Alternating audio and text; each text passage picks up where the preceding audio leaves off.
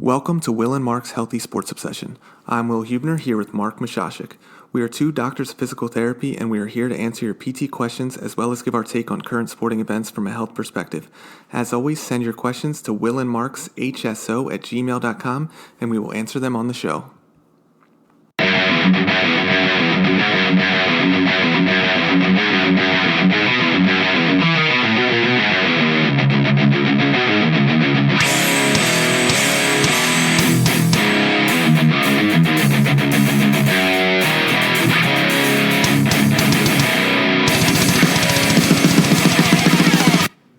Hey everyone, welcome to another episode. I'm Will Hubner here with Mark Mashashik. We have a great episode today. We've got a lot to cover. We're going to go over Tua and his injury. Of course. We're going to talk Myles Garrett, Mason Rudolph. Oh, what a mess. And then we're going to answer some questions related to feet. We're going to bring on a special guest, an orthotist, a prosthetist, Sure. And answer some viewer questions. Let's get right to it. I've been saying for weeks about Tua's injury and that it's too soon to play.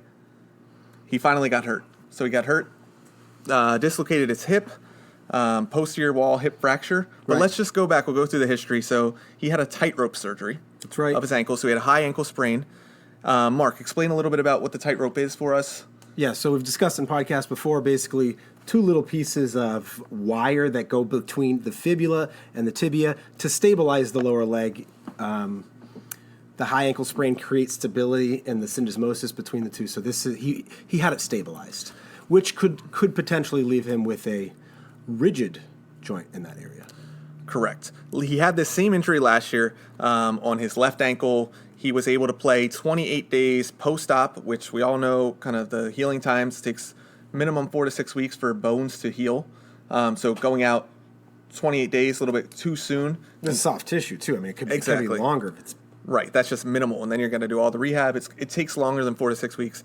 How much time did Saquon miss this year with his high ankle sprain? Was it?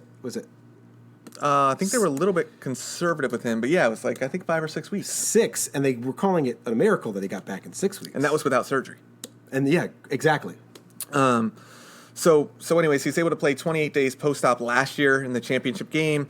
They ended up losing. He said he felt like he was playing 70-80%. But anyways, he didn't get re-injured, which that was the most important thing. So it happens again this year. They say, hey, it worked well last year. Let's get it again this year. Hey, we got LSU coming up in 20 days, number 1 versus number 2. We really need to beat them to get the championship game. Tua plays great, throws for over 400 yards. It looked like they were giving him some running lanes. He wasn't taking it. So he still didn't play like his normal self, but he played well enough to where he's your best option.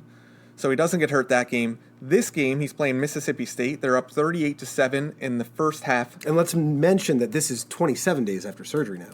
27 days. So still, right, we're still well into high injury stages. And he ends up getting a hip dislocation. So if we go back to the actual injury itself, so hip dislocations, generally speaking, typically dislocate with trauma. Yeah, we call it the dashboard injury. Usually when it happens, you're driving in a car and you're in a violent front end collision, and sitting in your seat, your hip, if we show on the Facebook Live here, your dashboard hits the front of your knee there and pops your hip right out the back. Right. So you don't typically see this. The only other time that we can think of that we've seen a hip dislocation in football was Bo Jackson. And that's what the hamstring, I think, actually ripped off of the bone. It was like a driving force where Bo Jackson, I believe, was so strong that the surgeon... So Bo Jackson was run down the sideline. They were playing the Bengals, and a defender grabbed onto his entire lower extremity. And as he lurched his body up, his back into extension, the defender rolled his whole leg into internal rotation. So it was the most unusual injury because it didn't look anything like the mechanism of injury that ever happens with this, which is force usually through the distal femur. It was like Bo pulling against this guy pulling on his leg, popped it out the back. It's the most unusual story because no one actually believed that it was dislocated. Bo said he relocated on the field. He said, I hit my hip and I felt it pop back in. And the surgeons were like, that doesn't happen. And 4 weeks later, his hip's really hurting. They're doing X-rays, and they're seeing that he already has avascular necrosis in his hip. So once the artery that goes to the tip of your hip is very sensitive, and it provides the blood supply to keep your hip alive. So if that artery is damaged, you can get something called AVN or avascular necrosis, and that basically, for lack of a better word, kills your hip. And the best surgical option at that point is a hip replacement. So Tua. So he had surgery. We don't know exactly what surgery he had. We've got a good idea though. So what happened was, so if again Tua running, femur hit the ground and it fractured a little piece off the back of the socket of his hip. And what they probably did is they had to use hardware today to resecure that piece that fractured off the back of the socket. And I looked, quick Google search. You know, the surgeons aren't going to give us all the information after this, but nothing came out, no avascular necrosis words or anything like that. So ideally, if that the vascularity is intact and if this is just a fracture dislocation with some soft tissue damage, he can heal and be okay. But I mean, I still have my hesitations. I mean, the long-term health of the hip is going to be in question because of the fracture in that area. But short term, the question is, I mean, this is someone who loves football and wants to be, wanted to be the first overall pick in the NFL draft. Well, let me ask you this, Mark. So I would listen to Nick Saban's post-game press conference, kind of heard Alabama's take on the injury, right? Obviously, with somebody coming back from an injury this quickly, there's going to be a lot of media, a lot of kind of publicity going on in terms of the injury. So a lot of people are saying that it's a freak injury and that regardless of his tightrope, the ankle, they're basically saying the ankle had nothing to do with it. The mechanism of injury landing on his knee, lineman landing on him. We also had a concussion and a broken nose. He had surgery on his nose, I believe, during the hip surgery. Do you believe that it was a fluke injury, or do you believe that the tightrope, coming back from the tightrope, or even that the maybe hesitation with the ankle led to this injury? Right. So freak injury in being that we almost never see it. And now within a month of the tightrope surgery, he has this freak injury. I say that's a very, very, very high coincidence. And when I look at the injury and I analyze how he's moving as he's going into this injury, he's running forward. He's running he's a left-handed quarterback, so rolling out to his left or his open face with a big defender chasing him from behind. It looks very similar to when he had his high ankle sprain.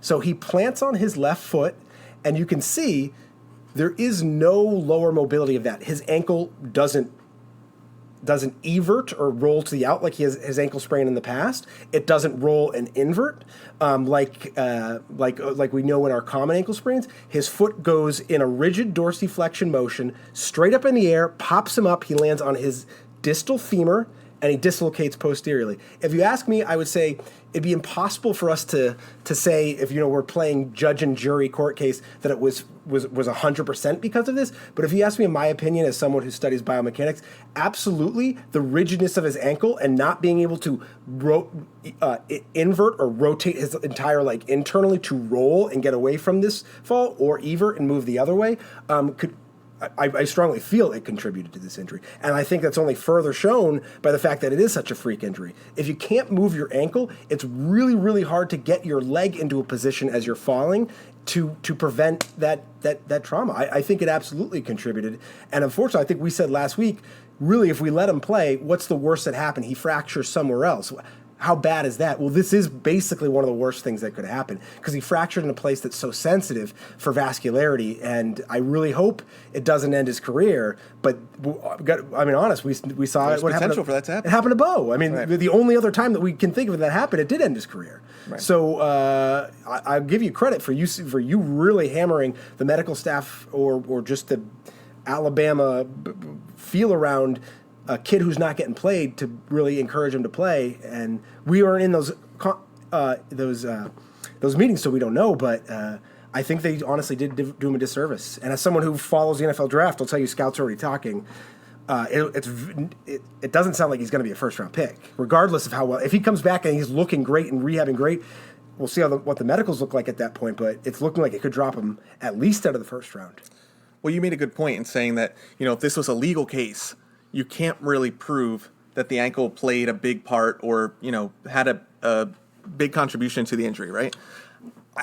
I just personally think that's part of the problem, right? We're going to see this. Alabama's going to spin it as, it's a freak injury, could happen to any quarterback.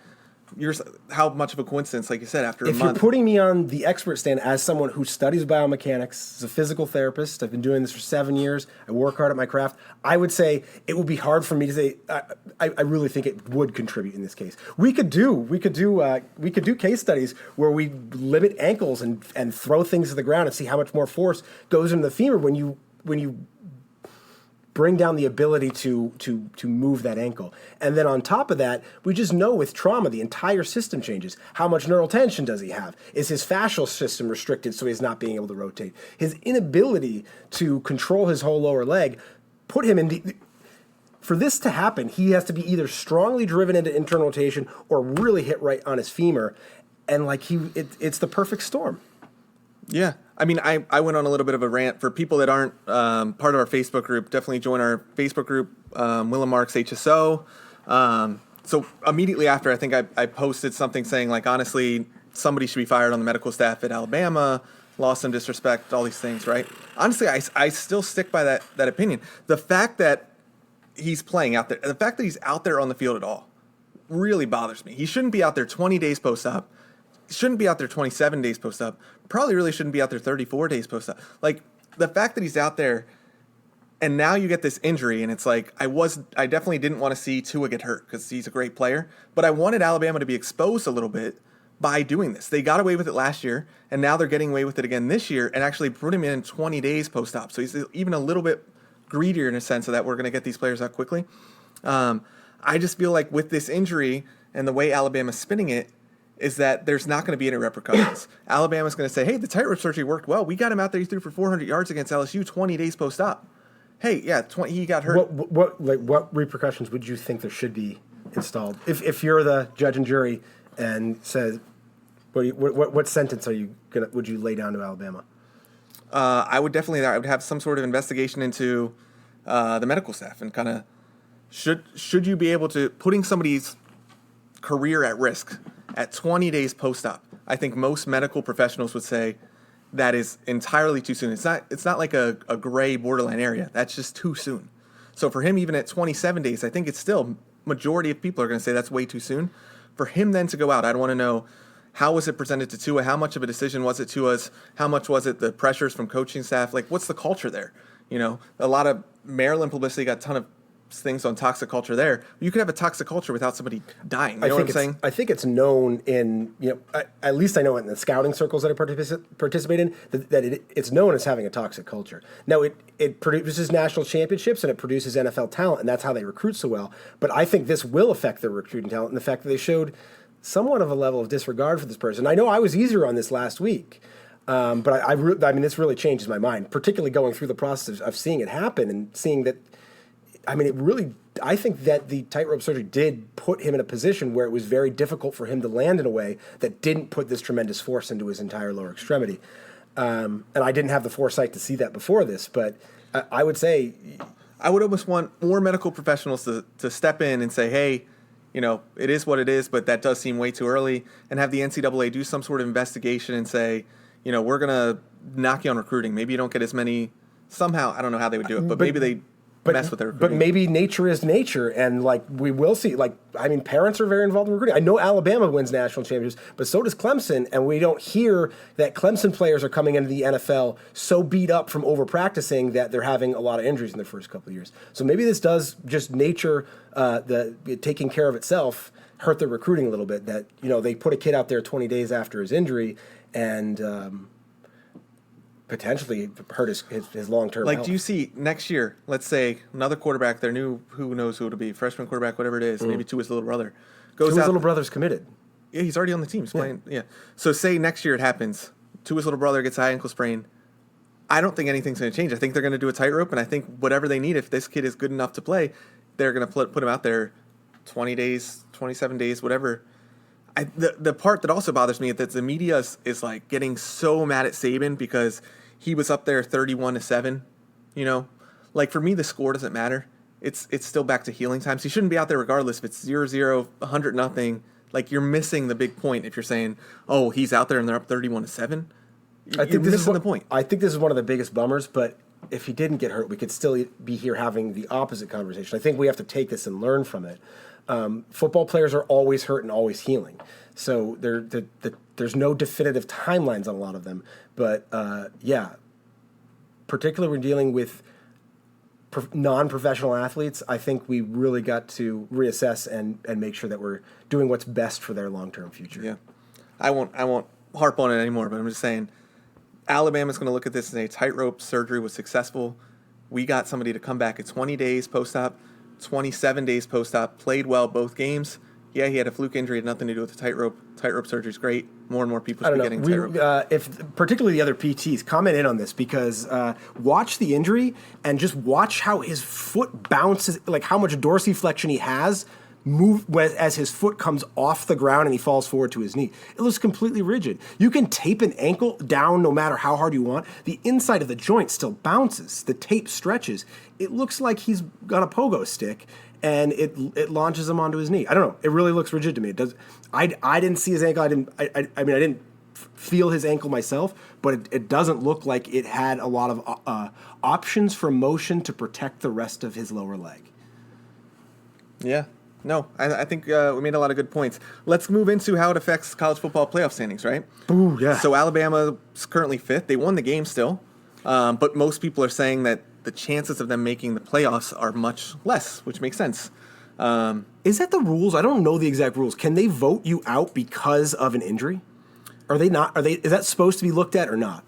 I don't think they can vote you out, but in terms of like strength of schedule, Alabama doesn't have that great of a strength of schedule. Like if we go to Alabama, they are 9-1. Yeah, but so strength of schedule isn't what it goes into 100%. If you're undefeated and you played a bunch of bad teams, but you're undefeated and that you think you have the strongest team, they still vote you in. Not true. UCF, Central Florida, went undefeated and they ended up being like that's not the point I'm making. The point I'm making is they didn't believe that UCF was as strong as those other teams. So how are they basing that? I was big believer UCF should be in the playoff game. And that's why I've advocate for the 18 playoffs. But no, they base it off recruit. They base it off NFL scouting talent. They just put the 4 best teams in, but you can't be in if you've got losses. Mark, so if we look at Alabama, if we're just going by ranked teams, they beat, and we're talking about at the time they were ranked. Yep. So they beat at Texas A&M. Texas A&M was ranked 24 at the time. They beat them by 21 points. And then the only other ranked team they played was versus LSU, and they lost by 5. I'm aware of this. So you're going back to that. You're saying they should get in over somebody else. I'm not saying I don't think they should get in right now. But if they had Tua, I'm saying they would get voted in still. Well, they'd have to play. So they're probably not. They still have Auburn to end the season. There's a lot of people don't like Alabama's schedule. I mean, we're talking about trying to determine the national playoff schedule, and you got Alabama playing Western Carolina in the game before the second to last game of the season.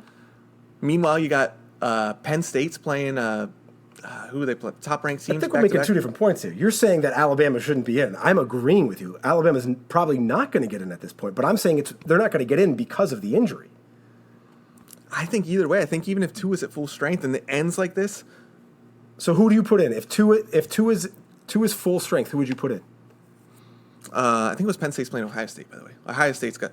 If Tua was playing at full strength right now, the season ended, everything was over. Yeah. I go LSU for sure. Yes. Ohio State for sure. Yes.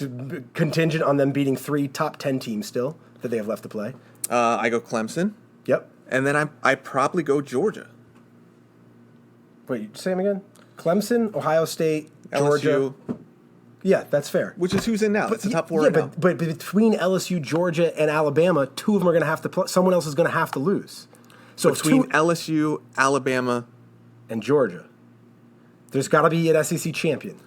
Yes. So I would say first and second from the SEC get in. I would say if Alabama's second, they would still get in with 1 loss. So if you're saying, but Alabama probably not getting in the championship game, LSU's going to represent that side. Regardless, Tua's hurt, and I think they're not going to get in because of that. Yeah. Oh, I mean, out of the 3 teams, Ohio State has the toughest challenge. But my question to you is, can they rule you out? Let's say you go undefeated, but Tua's hurt, and they're like, well, this team's just not good enough. Do they not let him in? You know? Yeah, I think they would still let him in. Alabama. I mean, they're talking like my. So, is it based off what you've done or what they think you can do? They say it's based on what you've done. I think it's based on what they think you can do. That's my exact point. Clemson's had a soft schedule last year. They got in. They had a soft schedule this year. The ACC's not that good. ACC's not that good. And they're beating up on teams, but they get in every single time because they're undefeated. But do you want to not see them in? I mean, they're still the. Well, that's the thing. I want to see Central Florida. I want to have that notion that if my team wins every single game, that I'm in the playoff. We're harping on old wounds of ours, and where we said there just should be an 18 playoff, and it's a very simple fix. Oh yeah, I agree with that. So we want to explain your idea for.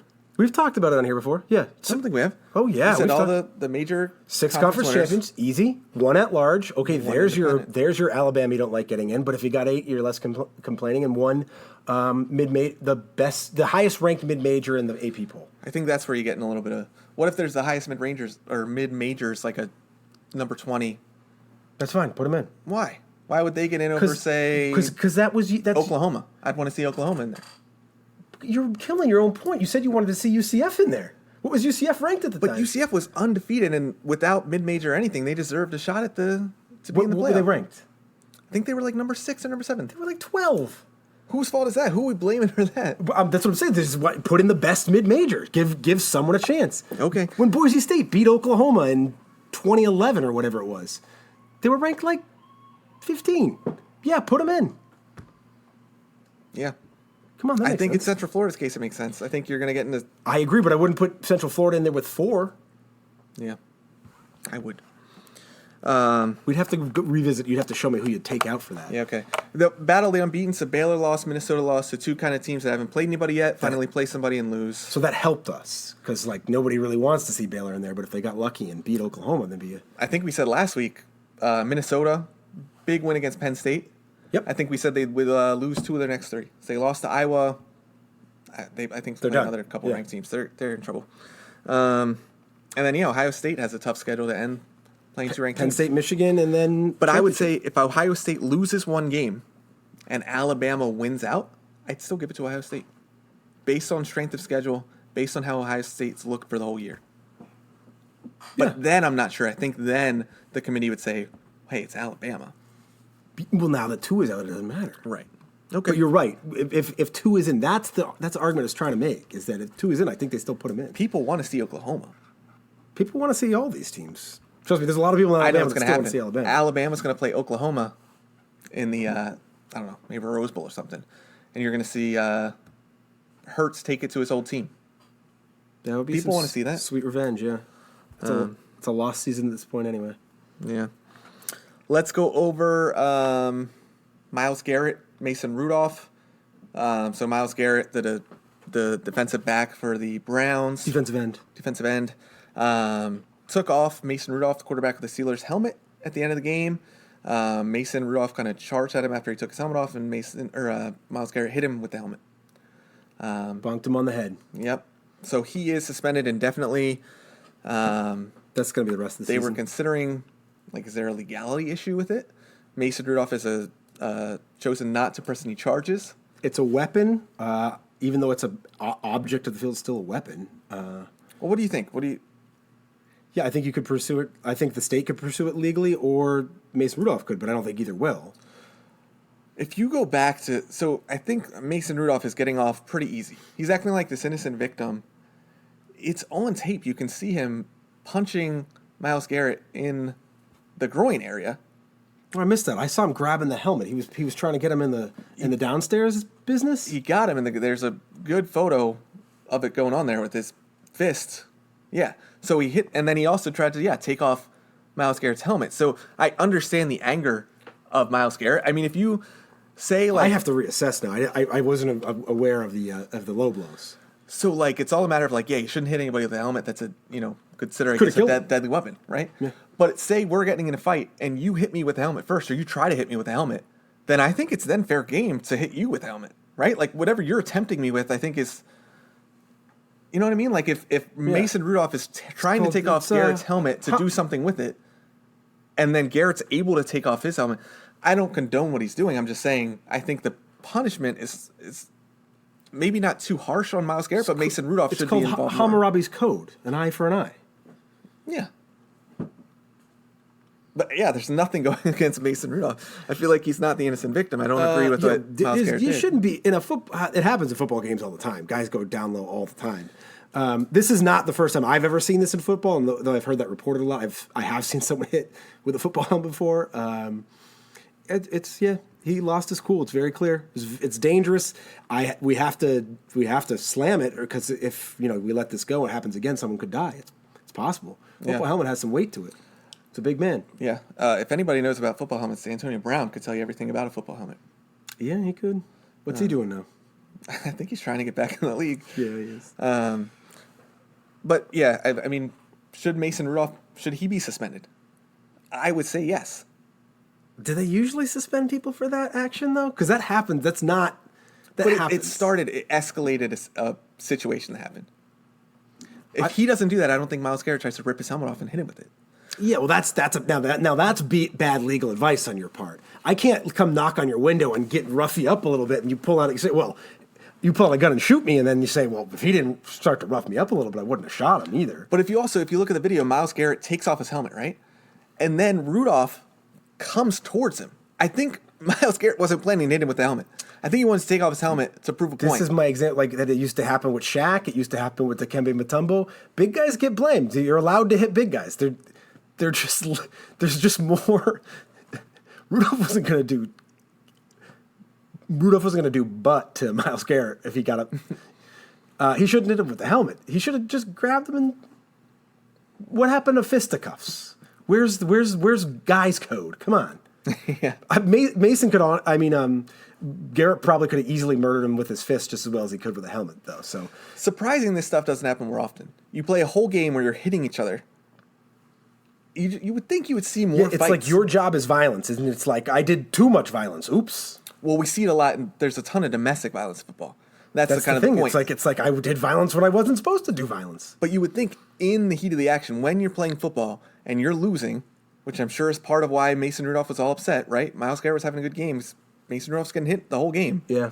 You would think within the heat of the battle, like defensive ends and offensive linemen would fight each other more often. I feel like there's like a football code that maybe only people who play football at a high level understand, that it's like it's not personal, Oh, I think some of them think it's personal. But you don't see that many fights, or at least nothing to the severity of what we saw today. I think because you got 22 guys out there, it's usually broken up. When you have more cool heads than you do have hot heads, and they're all 300 pounds, the cool heads can usually separate it a little bit. Yeah. Maybe if you're paying me $40 million, I don't get that angry. I say, yeah, I'm still making a ton of money playing this game. Garrett is making a ton of money. Yeah, that's what I'm saying. But now he's going to lose 6 game checks. Yeah. All right. At a minimum. Let's go to so we got a viewer question. Viewer question on feet. Pull it up. I put it on my phone. So it's kind of a multiple parter. All right. So I will just go say what he says verbatim, and then we'll kind of pick at it a little bit. Question is from Adam from Long Island. Long Island, New York. Long Island. So he says, I'd like, and I think your audience would like, if you guys talked about footwear. Minimalist versus supportive, insoles, custom versus store-bought, toe bracers, and even shoe brands. Could be good if you get another expert on for it. Interested in hearing your opinions. Sure. I love this question. Let's delve through it. We're going to bring on an orthotist and a prosthetist in just a little bit. We'll put our takes first, and then we'll get his take. Yep. And we'll kind of talk about it. So let's first talk about minimalist versus supportive footwear. Yes. So overall take, if you had to pick one and kind of give us your reasoning for it. Yeah, can't pick one. Sorry. Okay. It's so again, we have this talk a lot on this show. It's about the specific individual, their needs, and their environment. So evolutionary, sometime thousands of years ago, we definitely didn't wear shoes, and we walked around on very soft surfaces, and we kept our feet mobile, and our feet probably moved more like our hands and we had very good control in them. And that control, just like with Tua having no ankle control this weekend, gave us better control of the rest of our body and supported us. So we probably had less of the aches and pains that we do from aging today. But we don't live in that world anymore. We live in the concrete jungle. So for a lot of us, that amount of force going through our body, we just can't handle it. And we need to have a more supportive shoe. If you are a patient of mine and you're a ballerina, and the intricacies of moving each of your metatarsals are very important to me, I'm probably going to recommend that you stay off very pounding surfaces, but you do wear something that is less supportive so you can control and move your feet better. It's a ballerina? Ballerina would be a good example. I don't think they use shoes. They're very yeah. So I'm saying outside of their okay. when they're performing, they need to go up on their toes, of course. But someone who needs very intricacies of their feet. If you're a 60-year-old average guy who works in the construction yard laying cement, I'm probably going to say you're going to need some very rigid shoes to protect your feet and probably some good support too. So it really depends on your environment and your specific. How much time do you have to work on your feet, and what you want to do with your feet. I would say in the ideal world, we want to create as many options for motion as possible. So we'd like people to have more mobile feet. It's a good thing. It's not realistic for a lot of patients to spend, that amount of time working on their feet and protecting their feet. So, well, let's go into, so typically when I hear minimalist versus supportive shoes and kind of what should I wear, it's usually runners tend to have that question. Minimalist got very big with the running. Yeah, and I would say that probably was a mistake when that came out, because we're really not running on a lot of soft surfaces. And when you're running, that's a really pounding activity as opposed to doing walking, tai chi, yoga, things where you're not pounding through your entire system as much. Well, it's important. So you got to wonder where the support is coming from. Like, are they putting support on the heel to get a little bit less pounding on the heel? Are they putting it on the midfoot, the forefoot? I think what's tending to happen with a lot of running shoes that are considered supportive, they're putting a lot of extra support on the heel. So I think in general, if you're running, you really shouldn't be putting that much weight on your heel. When we walk, we think heel toe. When we're running, it should be more mid to forefoot, right? So I think if you're putting more support on your heel and it's feeling a lot better, that's great. But I think you may be running slightly at a biomechanical disadvantage. I think you're going to want to maybe see a PT or see somebody to get some kind of a running analysis. Right, and if there's and like we said with the other shoes, we like the mobility of the shoe, but if the shoe has a lot of a twisting mobility to it, it's harder for you to control with all that force going through the body. If you can control it, more power to you. Use motion that you can control, but if you can't control that motion, that's going to lead to wear and tear and overuse type injuries. So both are great options depending on what you do. If you've got specific questions about what you do and what environments you live in, you can send them into us, and we can give you our recommendations, or send you to the right PTs that we think could give you recommendations on that. That's an excellent question. Yeah, it leads us into do I need to buy over-the-counter orthotics, or should I really go and get custom orthotics? Right. Assuming you need an orthotic at all, so how do you determine which one you need? I'll tell you, I was a little bit of a hard-headed young PT when I started out, and I really was against orthotics. I wanted to fix every foot, make it perfect, make it move well, so that I could get these optimal motion for the whole body. And then I treated a lady with a posterior tib tear for the first time, and I realized, okay, not everyone has the time to spend 8 hours a day working on their foot in order for it to stay in a good position. And with a posterior tib tear, it's very difficult to keep it in a relatively good position. So the orthotics are excellent options for people who have dysfunctions or fusions in their foot, or just a real lack of mobility, where we could put the foot in a position where it's going to give them greater support through their whole body, and they won't have to work 6 hours a day to keep it moving. Not that that's everyone, but there are situations where orthotics can be very helpful for patients, just to getting them into a better overall stance. A test that I know you use and I use a lot is the lumbar protective mechanism. Mm-hmm. I always tell people, they ask me, are my orthotics good or not? It's just a test where we go and we push on the patient and just see how much do they move away from us. I say, well, take them off, let's test it. Put them on, let's test it. If it's better when it's tested, I'd say, if we're not going to spend a lot of time working on your feet right now, let's have you wear the orthotics.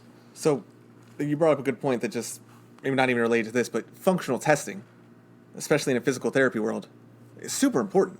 I think a lot of the tests that we have in PT are, if we're testing the core, we're testing foot, ankle stability, things like that. It's usually done in non-functional positions. With the lumbar protective mechanism, you're in a standing position, you're putting weight on the foot.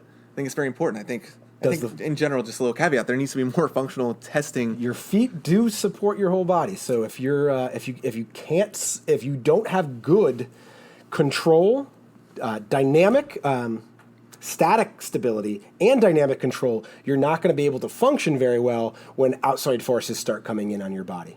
So for all the PTs that are listening, we highly recommend course to the Institute of Physical Art, Dynamic Foot and Ankle.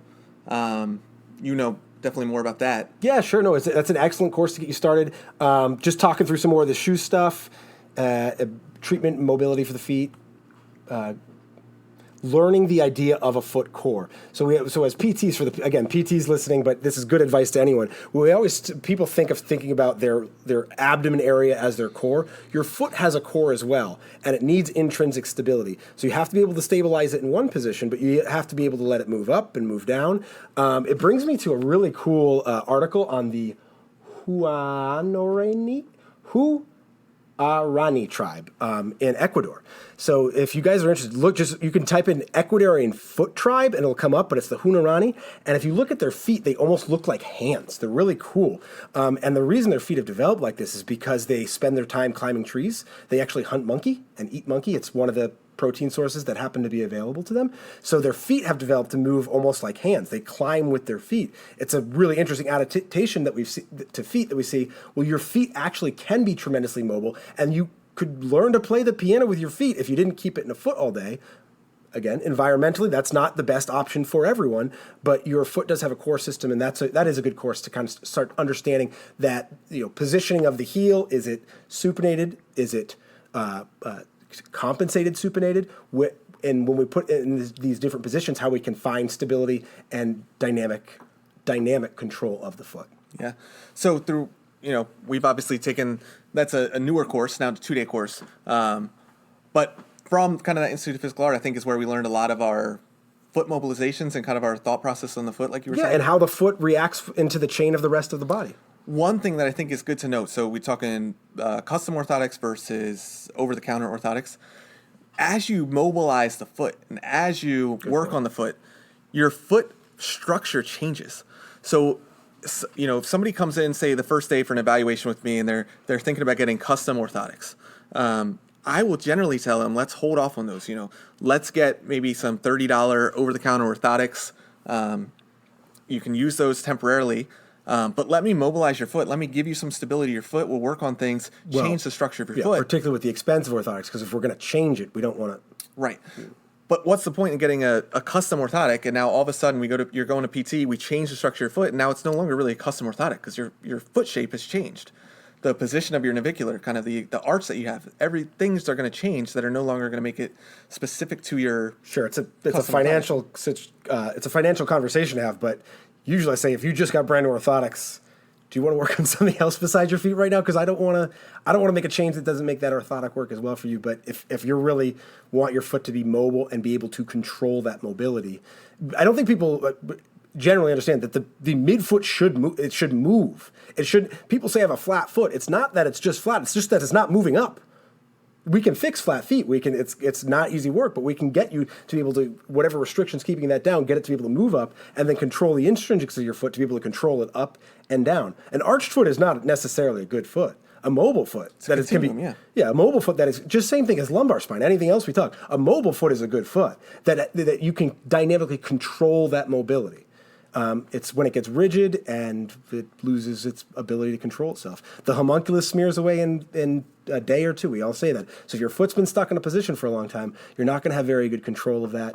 And wow, I'm really relating this back to my point earlier too. Not a lot of mobility for options for motion there, and certainly not a lot of control of the foot can really lead to some devastating things further up the chain.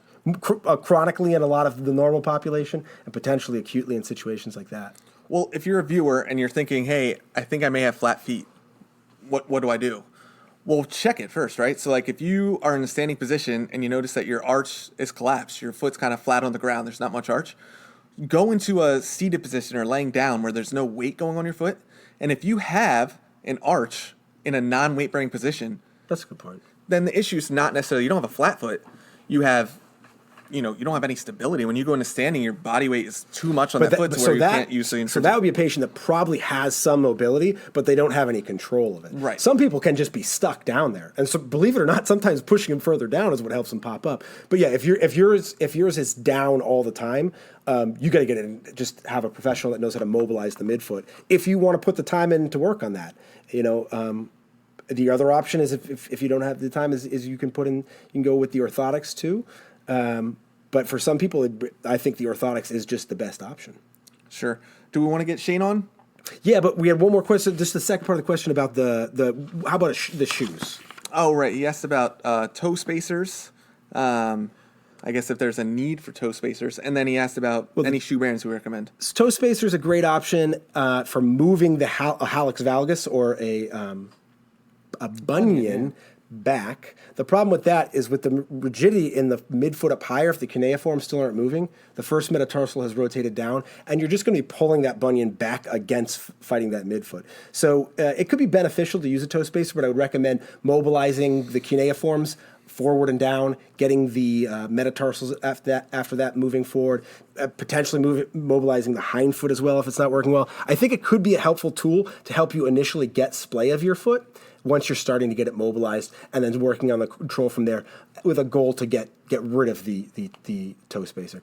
I think long-term, people, if you're using a toe spacer, they usually just get tired of them and don't end up using them. But if you want to have a plan to get rid of your toe spacer, mobilize the whole foot, get it mobile, and get that forward foot splay, get control of it. And as far as the shoe goes, we do give a little shoe recommendation, just looking at general shoes. You said there's some brands that you trust more than others, but there's issues with manufacturing, right? Right, yeah.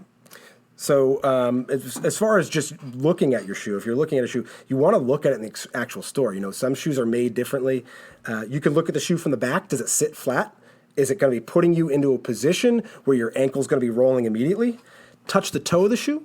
Let it flip it. If you put it on a flat surface, press down the toe and let it fall. It should fall flat and quietly. If it wobbles and falls over, well, then it's probably going to put you in a position to sprain your ankle when you're walking on it. It should rock pretty evenly both ways. People want to use different amounts of rigidity to the shoe, like we discussed earlier, but it should be pretty neutral and equal in both directions when you turn it. As far as the toe box goes, when you're squishing the toe box, it shouldn't have a pivot point. It should move uniformly. And it should have room for the toes too. It should have a good sized toe box. Sometimes we see those little bumps on the back of the running shoes where they're really building up the heels, and we'll see a lot of anterior problems in that person because it's creating more force for the a longer moment arm for the foot to get to the ground, so the anterior tib has to fire more.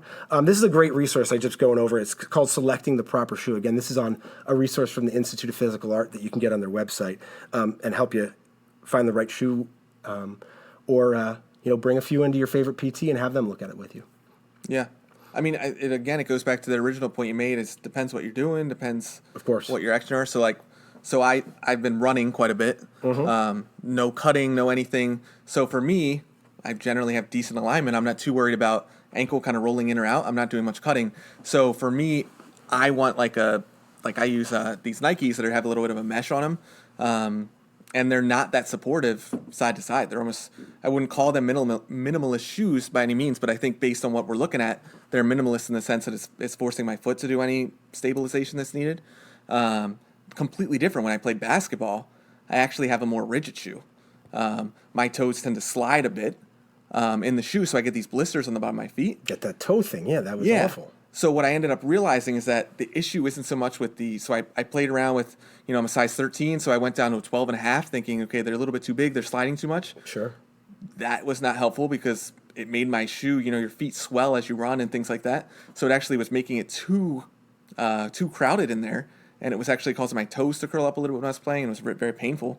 So what I actually found was the only thing that helped was actually a more rigid toe box.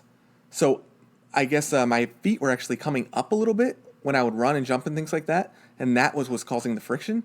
So I got the LeBrons. They have like a zigzag Velcro pattern, and I tried them on originally thinking these are the stupidest things in the world. Why would anybody wear them? Sure. But they actually hold your foot down extremely well. They're the only shoe I've actually been able to play basketball with that wouldn't give me blisters. I tried the Paul Georges, I tried the Stephons, I tried all these different shoes, and that was the only one that's actually holding the toe box down firmly to not allow my foot to move. Very activity environmentally based. I'll also make one last side note. I once went through an hour conversation with a 11-year-old and his mother about the most proper shoe for him to wear basketball, and he said he thought the Paul Georges looked cooler, so they went with that one. I don't know, he never came back, so I ideally didn't sprain his ankle, but sometimes aesthetics are important for people with shoes too. Look good, play good. Make sure that you bring it up if you're going to spend a lot of time talking about shoes. Back to the manufacturing point, though, you could find a great shoe that's perfect for you. They literally, when they manufacture all these shoes, there's errors in manufacturing, so you could get the same maybe Nike Airs that you've been running with. These feel so good. It's been, certain amount of miles, you want to change them. And then you get a second one, you order maybe offline, you didn't try them out in the store, and they don't have the same support. Like you do these tests you were saying, and they're now different, shoe to shoe, same exact shoe. You could actually buy one box of shoes, and one shoe be good, and one shoe be different. Yeah, and it's not this free. It happens more often than you think. Like if you go in and check each. You know what we'll do later this week? We'll make a Facebook Live of just us going through this shoe test for somebody. Yeah, and then we'll post that on there. So if you're interested in buying the perfect shoe, come back to the Facebook page later this week, and we'll go through it. Yep, we'll make sure they look good too. All right, we're gonna get Shane on the line. See if we get Shane. Shane is a orthotist. Does a lot of good work. We love his orthotics. Hello. Hey, Shane. What's going on? Hey, welcome. You're on the show right now. We're here with Will and Mark. And we're going over some shoe topics. We've been talking questions about people just saying, should we get the store-bought ones? Should we really spend a little extra money and get the good orthotics? But first, Shane, can you just break us down a little bit more about you, your background, how you got into, what got you into doing the job you do now, and really what you do? Yep. So initially, I went for kinesiology. I was a PE teacher for 5 years. Whoa, where'd you do that? Where'd you go to school? In Baltimore. Okay. And then didn't like it. Wasn't for me. So then my friends his parents owned the O&P company, and they started getting me in the hospitals. And then they decided to send me off to school. So I went to Minnesota for 2 years to get my O&P degree, and now I'm in my master's to get my practitioners in orthotics and prosthetics. What are the difference in responsibilities between with the higher degree that you're now achieving?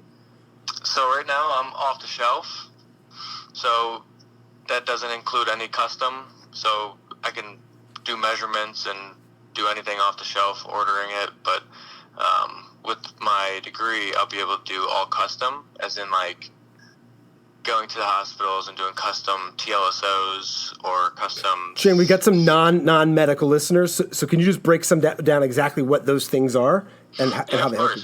So the TLSO is a thoracic lumbar sacral orthosis, and that's just from the thoracic going all the way down to the sacral. And it's kind of like a body cast, kind of like the best way to describe it would be like a turtle shell. And this is mostly people who've had major traumas? Yep, exactly. Fractures. So. And then prosthetic side, that's what I'm shooting to be a prosthetist, and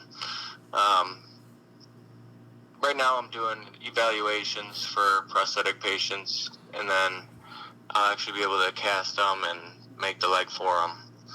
What's the top products out there right now? Like if I'm your best friend and I was in an accident, I lost my leg, what are you pushing for me to get? Microprocessor knees, or do you know what a C-leg is? Could you explain it for us? The cheetah leg. No, I actually don't know. So if you're a marathon runner, you have the C-leg. I'm sure you've seen it in the Olympics. So the spring. Yep, exactly. I actually saw some guy wearing it. He's not a marathon runner, and he was wearing it at some festival, and I was asking him about it. Yep. And he said that he's had 3 legs, and that's the best one he's had. So it was very interesting. It's really what's best for the patient. and what their activity level is. Is this the one that was it Pistorius? The runner, the yeah, marathon runner. is that what he has? Is that the sea leg? The sea leg is a little different. The sea leg is like a microprocessor. The cheetah leg is like a spring. Okay. Interesting. Murdered his girlfriend. Yes. Yes. Oh. His yeah. Yep. Tough story. So yes, that's a little bit about my background.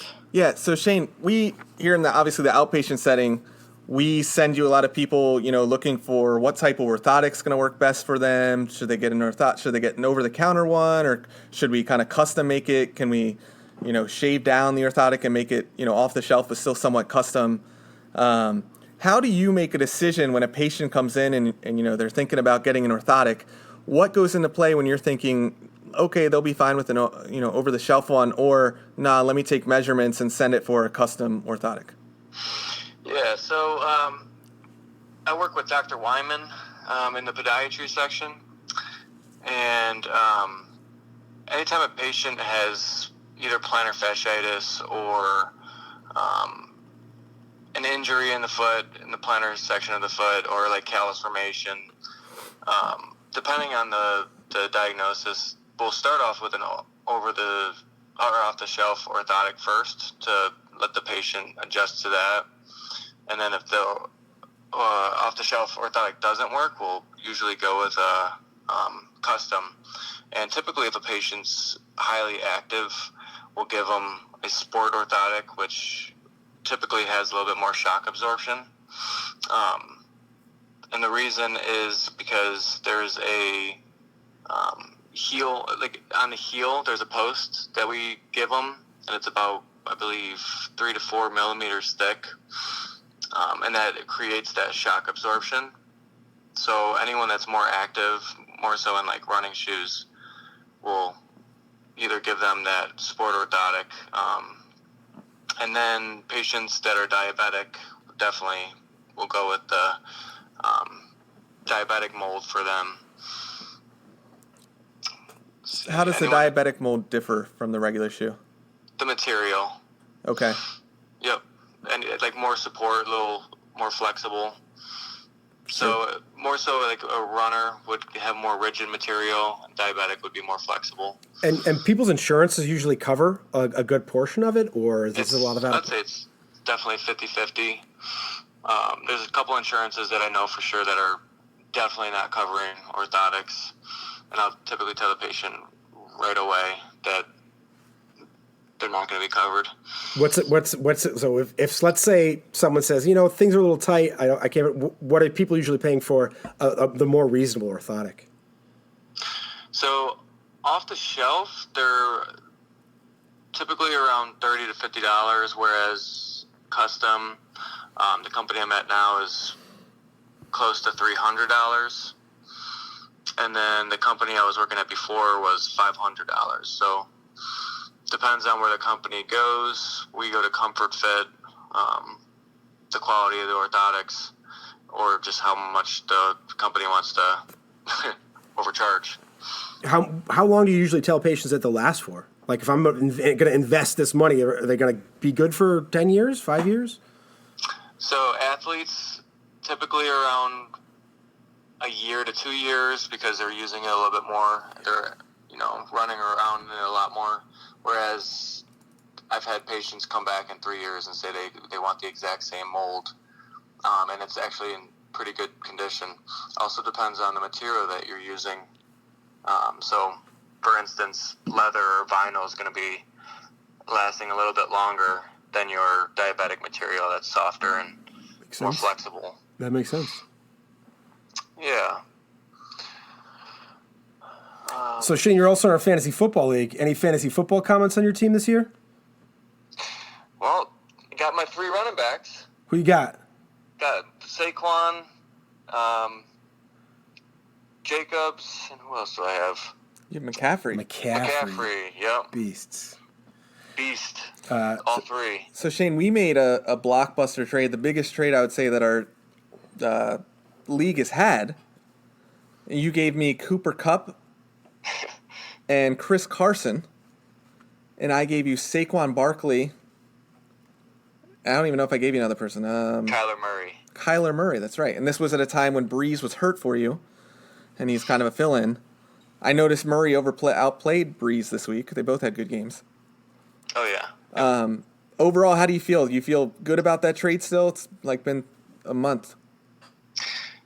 Well, Saquon's not doing much for me, but I just like the trio. But neither is Cooper Kupp.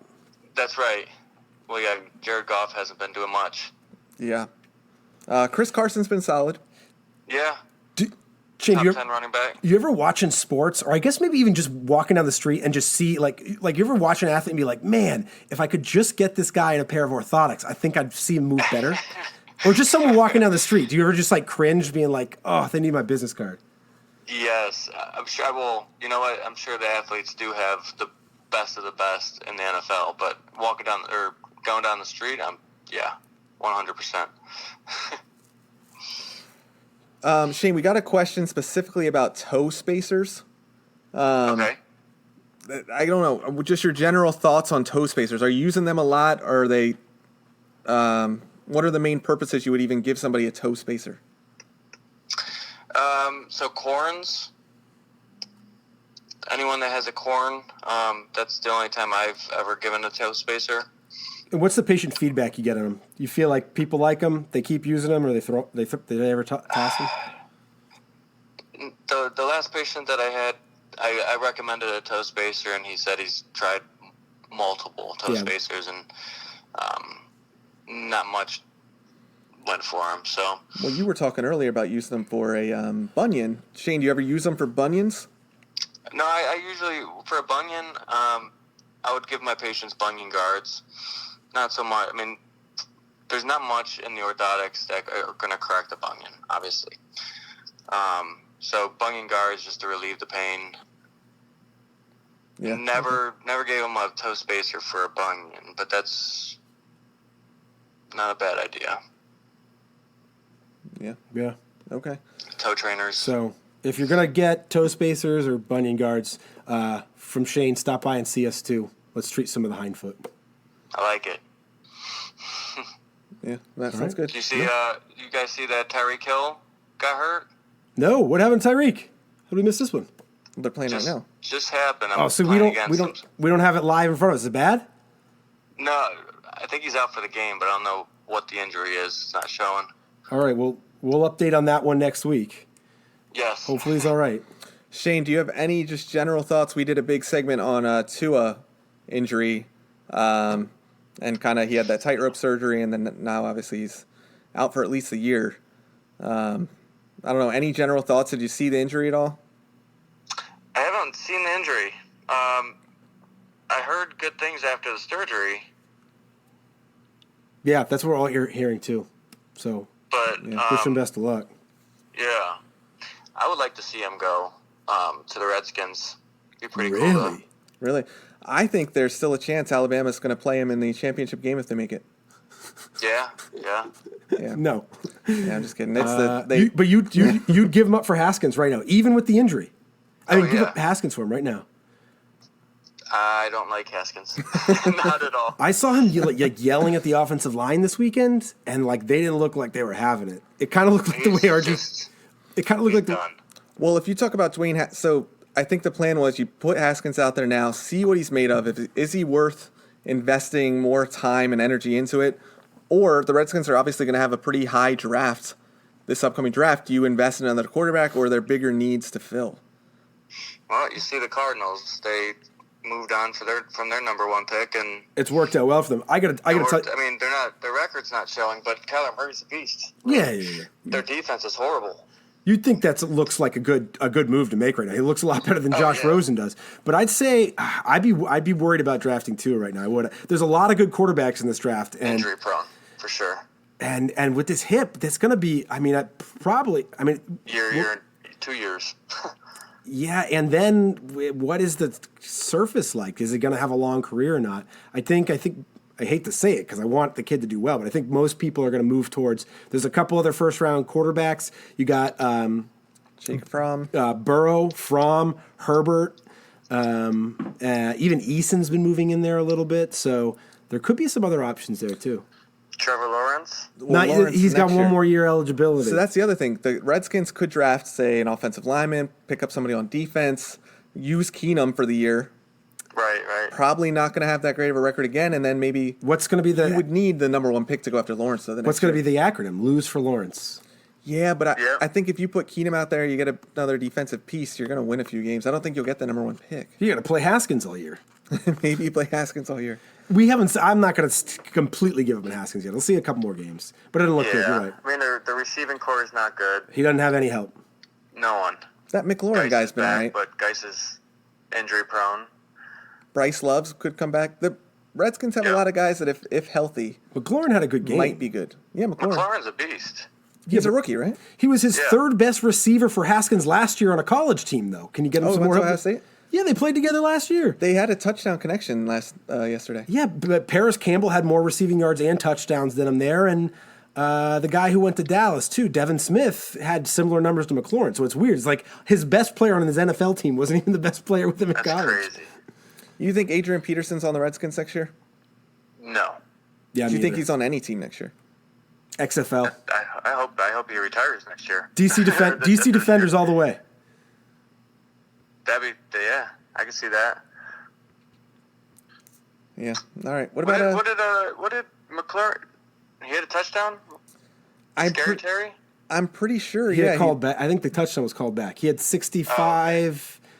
He had 65 yards, and then he had another 65-yard touchdown called back. Haskins threw a touchdown at the end of the game. I thought it was McLaurin. No, could have been. Yeah, I don't know. Yeah, it's not looking good for Red. There's not much hope. Well, the best hope is that it's looking like Jeff Bezos might buy the team. That's true. He's looking to buy a team. He's looking to buy a team. Well, he's moving here. His company's coming. Yeah, the new headquarters is coming to Crystal City. Okay, yeah. So that's a perfect opportunity to buy the Redskins. That hasn't happened yet. It's in the works, I think. I don't know how the logistics of how that works. I think there are people coming. There's 5 of them here. There's 49,000 more coming. Wow. Yeah. It's supposed to be 50,000 employees, I think. It's supposed to increase the property value around here. That's great for someone who doesn't own. Both these guys own houses. Good to hear. Do it now. Oh, it's too late already. Yeah. All right. Any other questions we have for Shane? Shane, I think that's good. Do you have anything else that you want to get out there to the public about either you as someone who can provide some help or just general tips or anything? Well, if you want comfort orthotics, come on in. We need a appointment with the podiatrist, but other than that, we can hook you up. Yeah, that sounds good. Are there any, if somebody's going to buy an over-the-counter orthotic, are there any brands you typically recommend? I like Atrix. Okay. Atrix is good because it kind of breaks down what you need, what you're looking for. And I can go to CVS and find that? Yep, AETREX. I'll give you I think it's about 5 questions, what you're looking for, and then it breaks down which orthotic would suit best for you. So that's a good alternative. Yeah, awesome. Yeah. All right. Good. All right. Well, thanks for coming on, Shane. Shane, we appreciate it. If we get more foot questions, we might send them your way. Sounds good. Appreciate it. All right. Thanks, Shane. Have a good one, guys. You too. All right. What do you think? All right. That's good. I mean, he spoke his science. It's like I said earlier, I think it's a great resource for people to have who need the support in the shoes. Yeah. So any foot related questions you have, we'll definitely give our take. We'll also we've got lots of resources here. So we got foot experts, we got orthopedic surgeons, we got send in your questions. Anybody you need, any health questions we can answer. WillenMarksHSO@gmail.com. Yep, that's right. And join our Facebook page. We're doing live videos. We're going to do a thing on. We'll do the shoe this week. If you want to know how to buy the right shoe, check out the Facebook page this week. We'll post something on it. Yep, Will and Mark's HSO. Yep, sounds good. All right.